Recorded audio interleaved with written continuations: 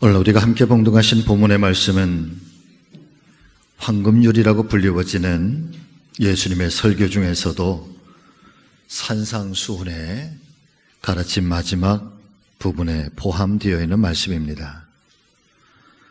신학자인 브루스에 따르면 산상수훈은 예수님께서 주신 모든 복음과 신앙생활의 완전한 결정판이다라고 말해주고 있고, 칼 로빈슨이라고 하는 신학자는 말하기를 산상수훈은 주님께서 말씀하신 인간 윤리의 최고봉이라고 우리에게 전해주고 있습니다.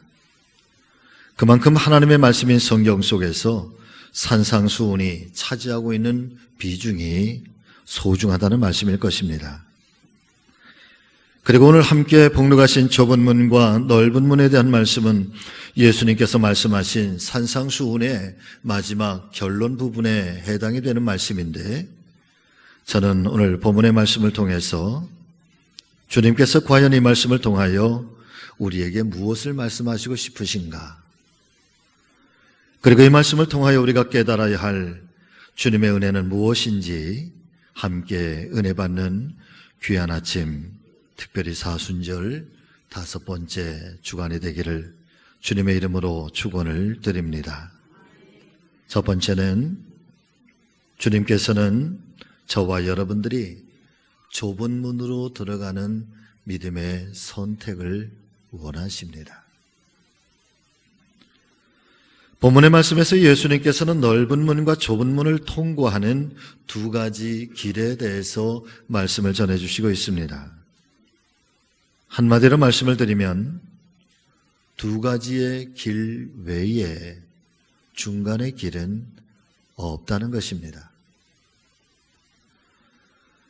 마태복음 7장 전체의 말씀을 자세하게 살펴보면은 예수님께서 산상수훈의 결론으로 세 가지의 이야기를 우리에게 전해주시고 있는데, 첫 번째 말씀, 첫 번째 이야기는 13절과 14절의 말씀, 좁은 문과 넓은 문에 관하여 말씀해 주시고 있고, 그리고 두 번째는 15절부터 20절의 말씀 속에서 좋은 열매를 맺는 좋은 나무와 나쁜 열매를 맺는 못된 나무에 대해서 말씀해 주시고 있고, 그리고 세 번째는 24절부터 27절의 말씀을 통해서 반석 위에 지은 집과 모래 위에 지은 집이 있는데, 반석 위에 지은 집은 장수가 나고 바람이 불고 비가 온다고 할지라도 그 반석 위에 세워진 그 이유 때문에 흔들림이 없고 무너짐이 없지만,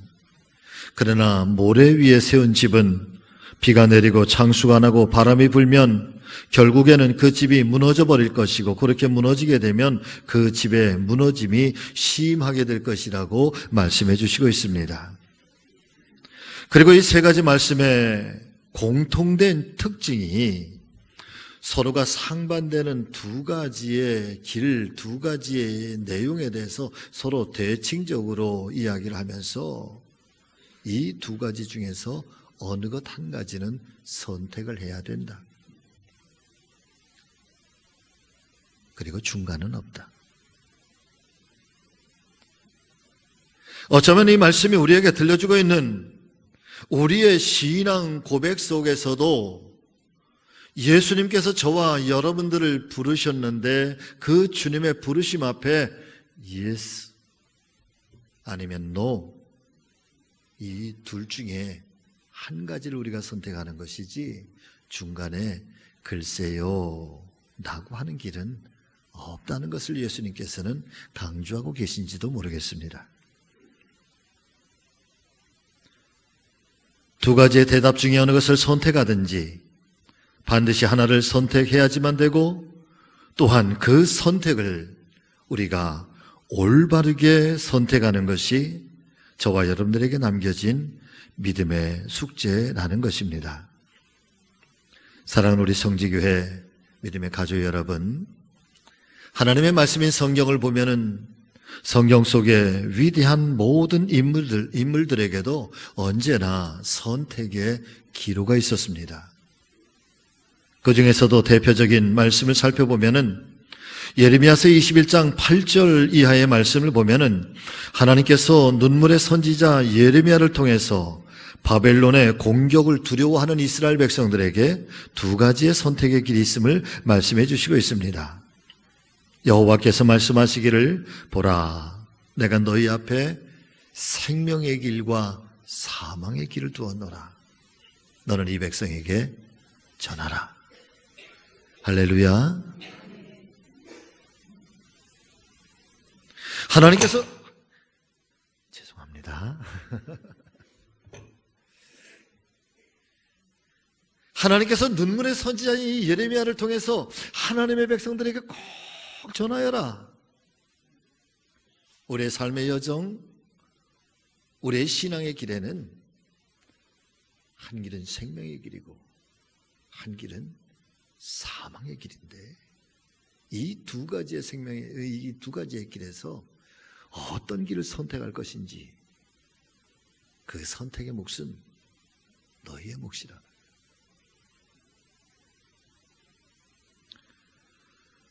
또한 여호수아서 24장 14절과 15절 말씀을 보면은 여호수아가 이제 운명하기 바로 직전에 세겜 땅에서 이스라엘 백성들을 다 불러 모아서 두 가지 선택의 길을 이야기하고 그 중에서도 올바른 길을 선택할 것에 대해서 말씀을 당부하고 있습니다. 그러므로 이제는 여호와를 경외하며 온전함으로 진실함으로 그를 섬기라. 너희의 조상들이 강 저쪽과 애굽에서 섬기던 신들을 치워버리고 여호와만 섬기라. 만일 여호와를 섬기는 것이 너희에게 좋지 않게 보이거든 너희의 조상들이 강 저쪽에서 섬기던 신들이든지 또는 너희가 거주하는 땅에 있는 아모리 족속의 신들이든지, 여러분 같이 하십니다. 너희가 섬길 자를 오늘 택하라. 나와 내 집은 여호와를 섬기겠노라. 나와 내 집은 여호와를 섬기겠노라. 아멘.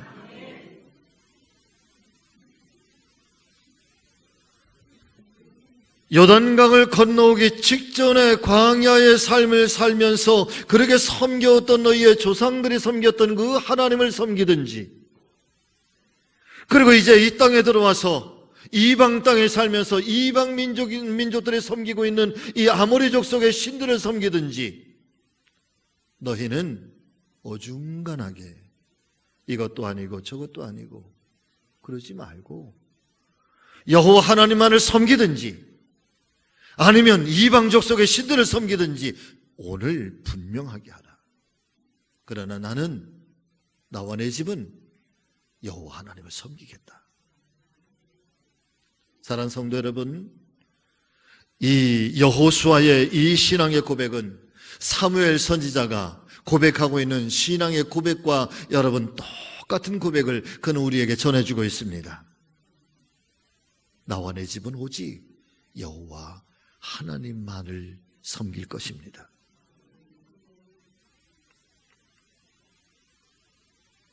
사랑하는 여러분, 믿음이란 과연 무엇일까요? 오늘 우리는 하나님의 뜻대로 살기를 원하고 하나님 말씀 앞에 늘 순종하면서 살기를 늘 진실로 고대하면서 살아가지만, 그런데 우리가 하나님의 말씀, 하나님의 뜻대로 산다고 하는 것, 도대체 어떻게 살아가는 것을 말씀하고 있는 것일까요? 예수님의 말씀에 의하면은 결국은 저와 여러분들이 믿음의 성도로 하나님의 뜻대로 살아간다라고 하는 것은 두 가지의 선택의 길에서 어떤 길을 선택할 것이며, 또한 선택을 하되 바른 믿음을 가지고 선택하는 것, 그리고 그 하나님의 말씀 앞에 나를 쳐서 복종하며 순종하면서 살아가는 것. 오늘 말씀을 살펴보면은 신앙의 길에는 언제나 좁은 길도 있고 언제나 넓은 이 두 가지의 길이 있는데, 그런데 주님께서는 이 말씀 속에 저희들에게 좁은 길을 선택하여라, 좁은 문으로 들어가라,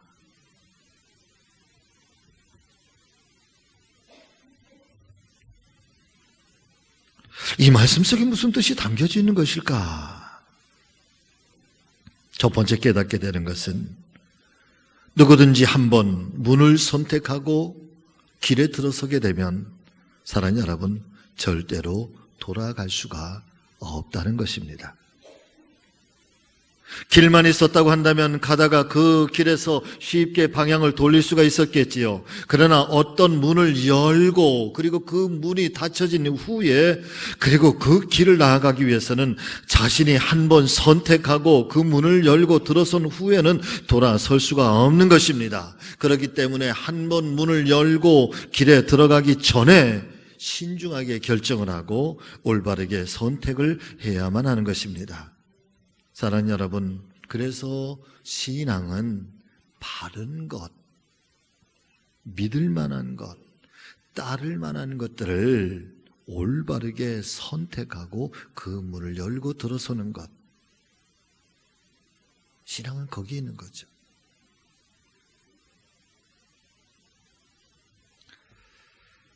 요즘 신방을 하면서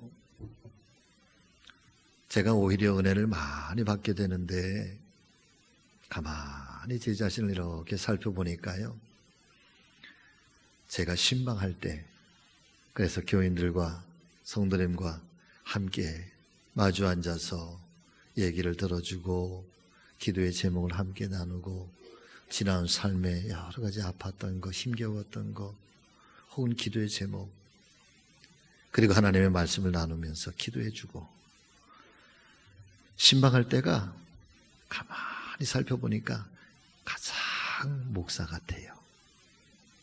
할렐루야. 그 순간이 가장 목사인 것 같아요.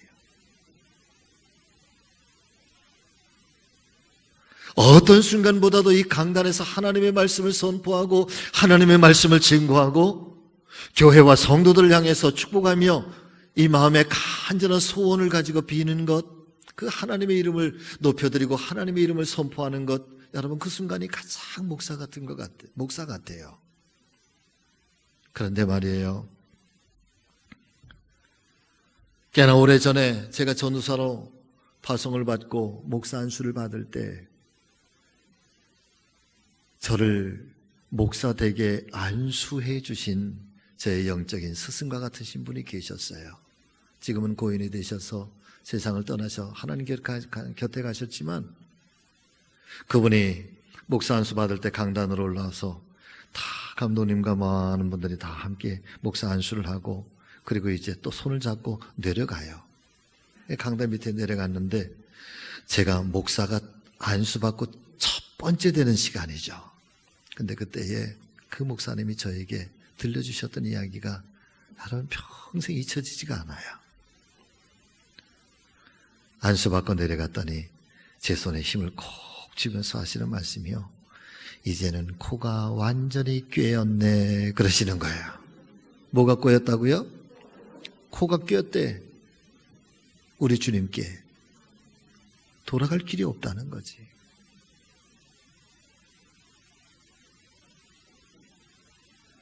목사 안수를 받고 난 다음에 목사가 된 이후에는, 주의 종이 된 이후에는 여러분 그 이름이 변할 수가 없는 거예요. 어떤 자리에서 목회를 하든 또 때로는 어떤 사정이 있어서 목회를 할 수가 없든 어떤 형편에 처했든 여러분 하나님의 종은 하나님의 종이고 목사님은 목사님인 거죠. 돌아갈 수가 없다. 그래서 바른 선택을 하며 산다는 것이 얼마나 중요한 것인지, 그러나 그 선택을 하기 위해서 얼마나 외롭고 힘든 길을 가야 되는지, 하나님의 사람들이 우리가 이 땅의 삶을 살아가면서 무엇을 선택하고 어떤 것을 결단해야 되는 순간순간마다 그 길이 외롭고 그 길이 힘든 길이어서 오늘 주님께서는 우리에게 말씀하시기를 그 길은 좁고 험한 길이고 협착하여 찾는 사람이 적다고 말씀하시고 있는 것입니다. 마찬가지로 오늘날 저와 여러분들도 우리가 온전한 믿음을 가지고 예수님을 따라서 산다는 것은 대단히 외로운 길이고 고독한 길인 것을 깨닫게 되시기를 바랍니다. 사실 신앙생활을 하시면서요, 주님을 믿는 것은 어려운 것이 아닌 것 같아요. 그런데 주님을 믿는 것을 넘어서 주님을 따라서 사는 것, 그리고 주님을 온전하게 닮아간다고 하는 것은 정말 외롭고 고독한 길인 것 같아요.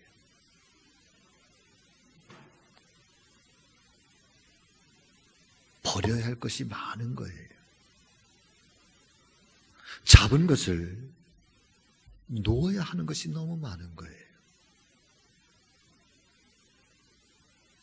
많은 사람들이 찾아가고 많은 사람들이 나아가는 그 영광의 길, 그 환호의 길을 여러분 내려놓고 아무도 가려고 하지 않는 가난한 길을,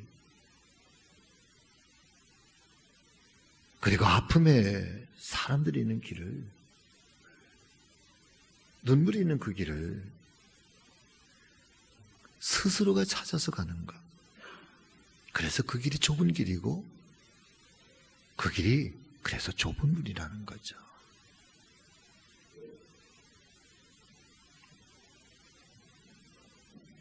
신앙생활을 하는 것이 어려운 것이 아니라 신앙생활을 통해서 예수님을 정말 진심으로 따라서 살고 예수님을 그렇게 온전하게 닮아가는 것은 너무너무 어려운 길인 것 같아요. 장폴 투르니에라고 하는 분은 이렇게 말합니다. 인간의 삶은 선택과 결단이 연속이어서 언제나 이 두 갈래의 길을 만나게 됐을 때 반드시 하나의 길만 선택을 해야만 하고 그 길로 가야만 하는데, 결국 그 최후의 선택과 결단은 오직 자기 자신만이 할 수밖에 없기에 인간은 참으로 고독한 존재일 수밖에 없다. 누구와 도와주는 거 아니에요. 그 최후의 선택은 스스로가 선택을 해야 되고, 그래서 사람이 자기의 인생을 살아가면서 가장 필요한 것은 현재의 상황과 현재의 조건의 만족감이 아니라 미래를 예측하고 내다볼 수 있는 이 현명한 지혜로움인데, 이 현명한 지혜로움을 창조주 하나님께 구하라. 하나님의 도우심을 구하라. 그렇습니다. 사랑하는 우리 성지교회 믿음의 가족 여러분, 오늘 예수님께서는 저와 여러분들이 믿음으로 사는 것이 힘들고 어려운 길이 아니라 그 믿음으로 살아가면서 하나님의 뜻을 따라서 살고 그 하나님의 말씀 앞에 나를 쳐서 복종하고 그렇게 순종하면서 사는 것, 그래서 예수님의 형상을 드러내는 것, 예수님의 모습을 닮아가는 것, 그것이 외롭고 고독한 길인 것을 너무나도 잘 알고 계시면서도 말씀하시기를 좁은 문을 선택하라, 좁은 길로 들어가라, 좁은 문로 들어가라, 여러분 그렇게 말씀하시고 있다는 것입니다. 여담입니다마는 저는 마음이 착해서 모질게 못하는 것 같아요.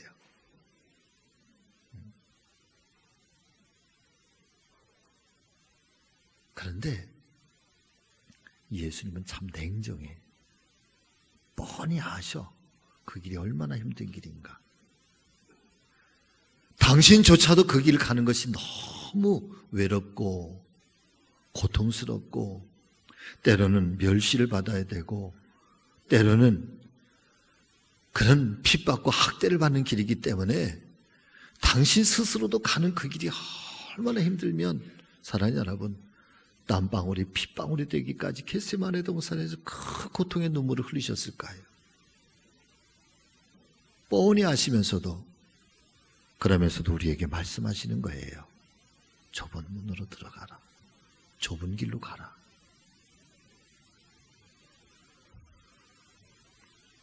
한 개인이든 한 공동체든 언제나 두 문과 두 길 앞에 하나를 결정해야 할 때가 있을 것입니다. 신앙의 길이란 더욱 그렇습니다. 하나님께서는 우리 앞에 때때로 사느냐 죽느냐 하는 갈림길을 놓으십니다. 예레미야의 고백처럼 생명의 길과 죽음의 길이 그렇습니다. 그런데 하나의 문은 크고 화려하고 한 길은 넓고 평탄합니다. 그러나 반대로 또 다른 길은 좁고 옹색하며 너무나도 험한 길입니다. 만약 우리 앞에도 이런 두 문과 두 길이 있다고 한다면 사랑하는 여러분, 여러분들은 어떤 문을 택하시겠습니까?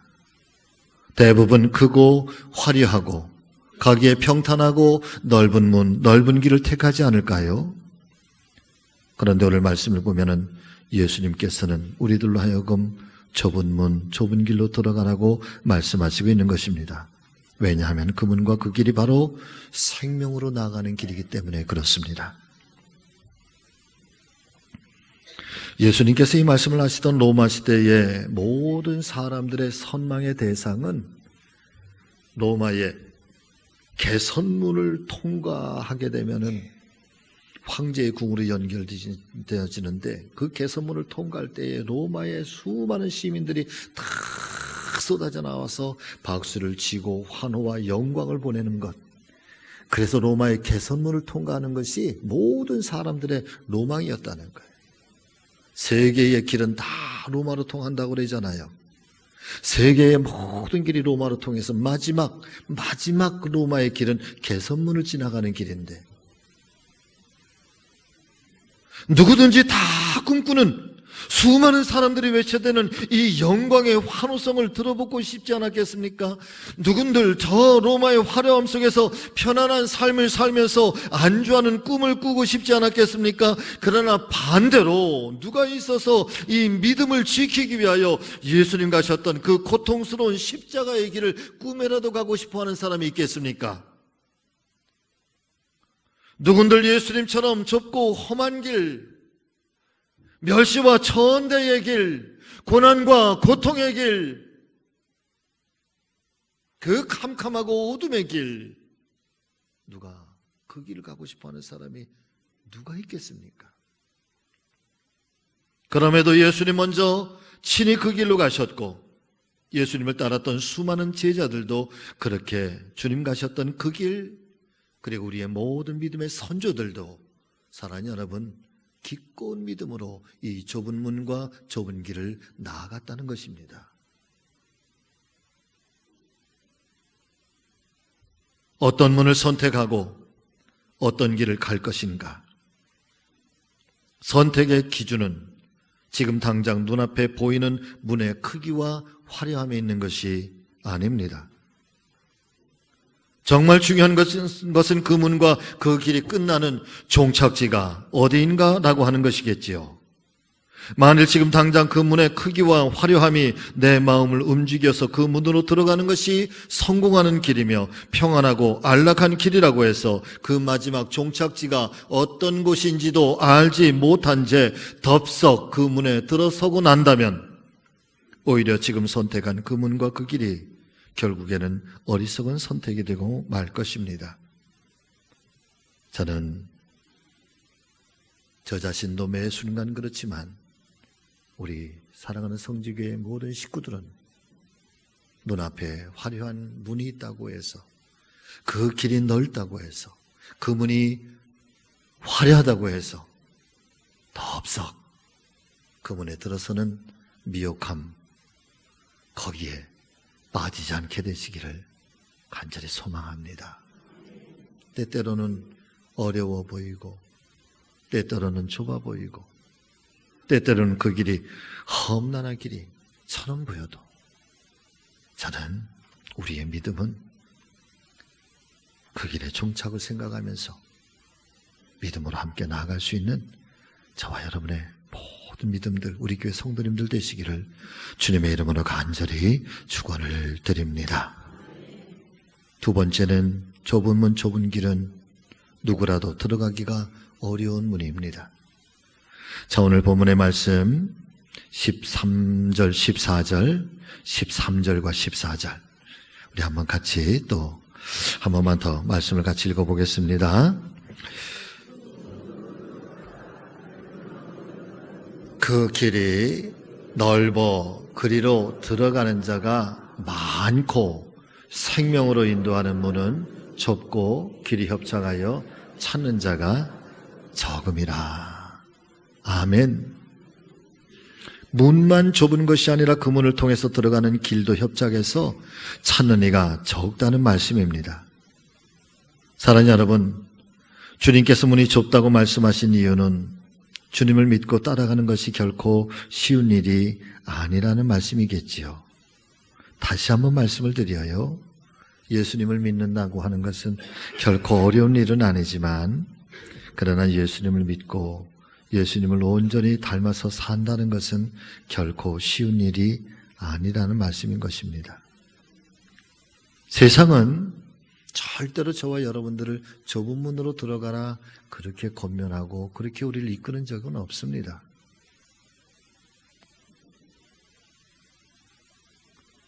세상은 항상 우리로 넓은 문으로 가라고, 화려한 곳으로 가라고, 절대 우리로 하여금 좁은 길로 가라고, 우리의 육신의 본능은 넓은 문으로 넓은 길로 가라고 우리를 이끌어가는 법은 없습니다.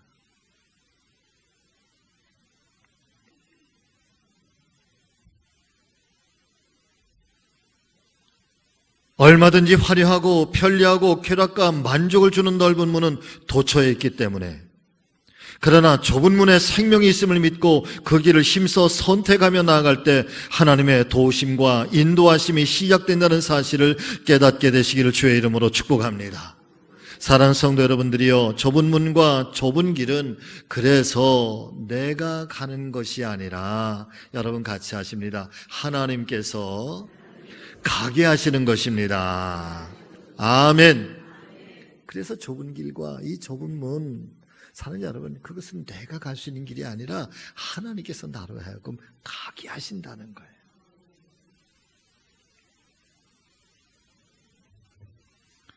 신나는 세상적인 삶은 아니지만은 그래도 그 길에는 삶의 진실한 깊이가 있어요. 우리의 영혼의 만족, 영혼의 감사, 영혼의 행복이 있고, 그리고 그 속에는 하나님을 향한 우리의 속사람, 우리의 겉사람의 여러분 아주 순전함이 그 길에는 있는 줄로 믿습니다. 여러분, 간곡하게 부탁을 드립니다. 주님과 함께 좁은 길을 걷고 좁은 문으로 들어가는 것은 분명코 쉬운 일은 아니지만, 그러나 절대로 갈 수 없는 길도 아닙니다. 감당할 수 없는 것도 아닙니다. 혹시 양해하세요. 제가 신방 중에 너무 참 은혜와 감동을 받아서 제가 말씀을 안 드릴 수가 없어요. 신방하면서요, 우리 성도님들의 그 삶의, 지나온 삶의 이야기들을 이렇게 많이 함께 나누고 기도의 제목을 삼게 되는데, 어떤 분, 저희 교회 나오신 지 얼마 되시지도 않으신 분이세요. 아직 집사님도 아니세요. 그런데 이분이 신방 중에 이렇게 들려주는데 제가 마음이 울컥울컥하기도 하고, 또 지금도 그런 감동을 받아. 이분이 40년 전에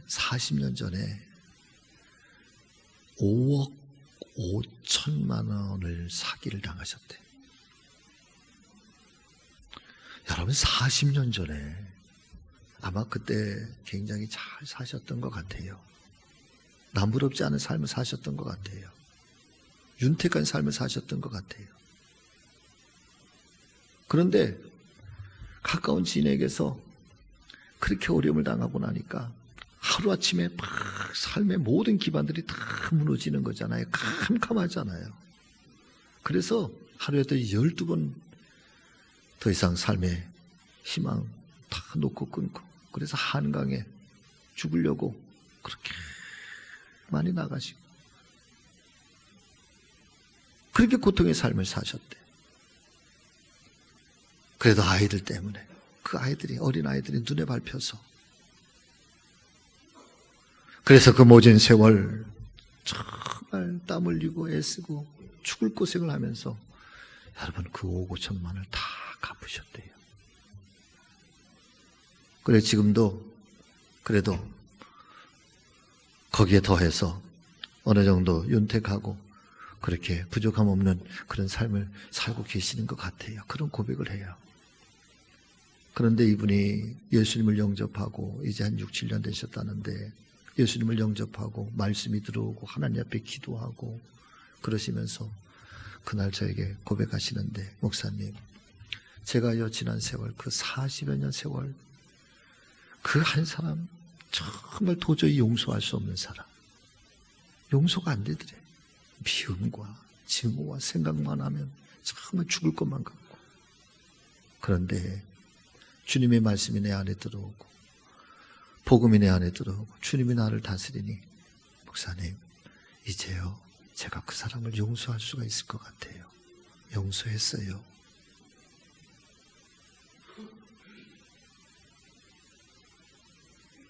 우리가 하나님의 말씀, 하나님의 은혜, 그리고 우리가 하나님의 거룩한 성도로서의 삶을 살아가면서 무엇인가 선택을 해야 된다고 하는 것, 무엇인가 결단을 해야 된다고 하는 것, 좁은 문으로 들어가고 좁은 길을 향해서 나간다고 하는 것이 여러분 힘들고 어렵기는 하지만 갈 수 없는 길은 아니에요.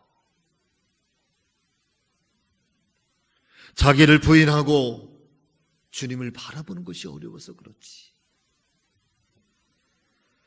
나의 재능과 나의 소유를 주님의 영광을 위해서 사용하고 하나님께 드려지는 인생을 산다고 하는 것, 그래서 나를 버려야 하고 나를 포기해야 되는 것, 그래서 나를 낮춰야 되는 것, 나를 깨뜨려야 되는 것, 이것이 힘들고 어려워서 그렇지. 때로는 원수까지도 사랑하는 것이 힘들고 어려운 일이어서 그렇지. 때로는 주님을 믿는 것 때문에 억울한 고난을 당할 수도 있고 심지어는 세상으로부터 조롱과 멸시를 받을 때도 있어서 그것을 참고 견디는 일이 힘들고 어려워서 그렇지. 바쁜 일상 중에 잠시라도 영적인 신앙생활을 소홀히 하지 않기 위해서 그렇게 하나님 앞에 엎드리고 기도하고 말씀을 묵상하고 예배를 중심으로 살아가는 것이 그것이 힘들고 어려운 일이어서 그렇지. 사랑하는 여러분, 갈 수 없는 길은 아니라는 거야. 오히려 가려고 하면 그렇게 갈 수 있도록 주님께서 힘 주시고 능력 주시고 삶의 모든 환경과 여건을 하나님께서 그렇게 복 주시는 줄로 믿습니다. 신앙생활은 저절로 하는 것이 아니라 여러분 같이 하십니다. 믿음의 길은 저절로 가는 것이 아닙니다. 끊임없이 말씀 앞에, 은혜 앞에 나를 쳐서, 여러분, 남이 나를 치는 게 아니에요.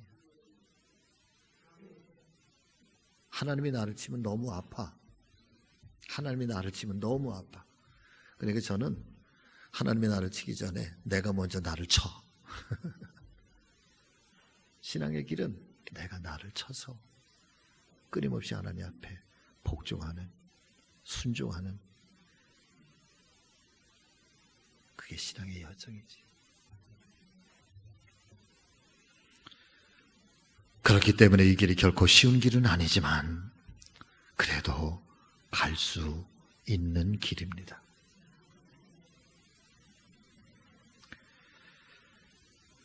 (1920년대) 말 미국 매사추세츠 법정에서 흥미로운 소송이 벌어졌습니다. 한 남자가 부둣가를 이렇게 거닐다가 부둣가에 있는 그 밧줄에 걸려서 그만 바닷속으로 추락을 해버리고 말았습니다. 그는 손을 내저으며 구조를 요청하고 물속에 가라앉기 시작합니다.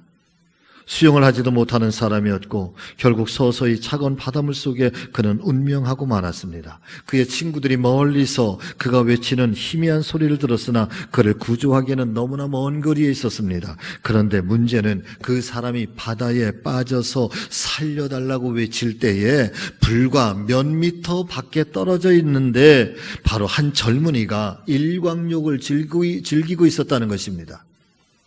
그 젊은이는 평소 수영을 잘한다고 소문이 나 있었고 또한 자신의 수영 실력을 자랑하던 젊은이였습니다. 젊은이도 일광욕을 하다가 그 사람의 살려달라는 외침을 들었고 빠져가는 현장을 목격하고 있었습니다. 그런데 비극은 그와 같은 현장에서 이 젊은이가 일광욕을 즐기면서 옆에서 사람이 빠져서 죽어가는데 아무런 행동도 아무런 일도 하지 않았다는 것입니다.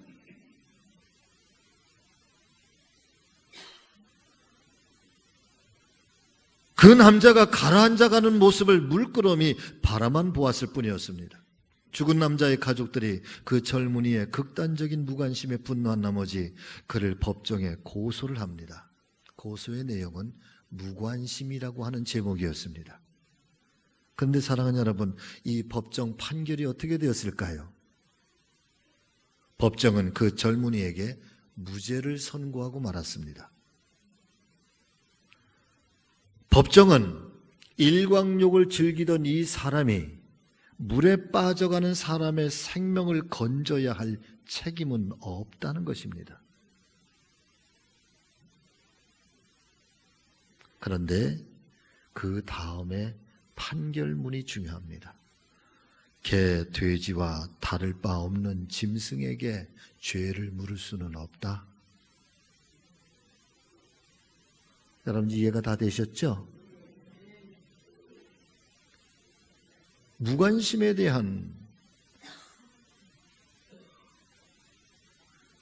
일광욕을 즐기면서 물에 빠져 죽어가는 그 사람의 생명을 구해야 할 책임은 없지만 그러나 그것은 개나 돼지와 다를 바가 없다는 거예요.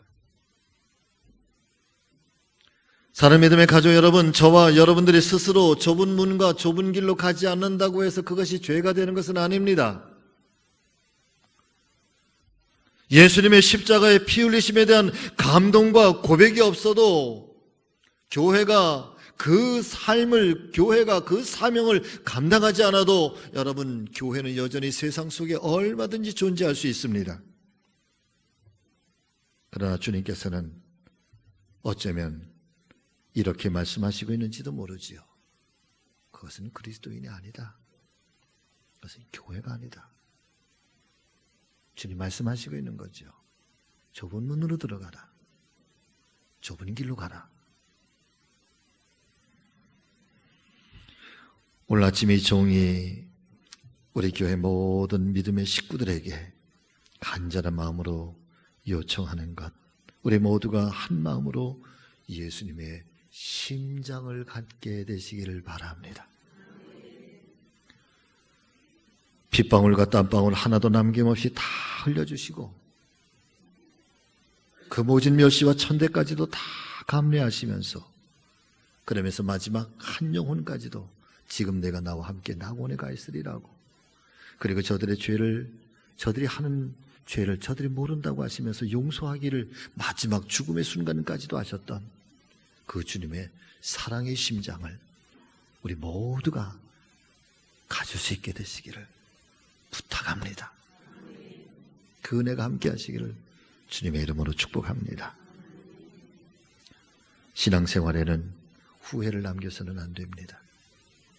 사순절 5번째 주일, 이제 다음 주일은 우리가 고난주간을 맞이하게 되는데 그렇게 이 사순절 5번째 주일에 주님을 향한 우리의 첫사랑, 그리고 좁은 문 좁은 길로 들어가라 하시는 말씀을 오늘도 우리가 붙들고 그 삶으로 또 믿음으로 실천하며 살아가는 우리에게 모든 성도님들 되시기를 소망합니다. 기도하겠습니다.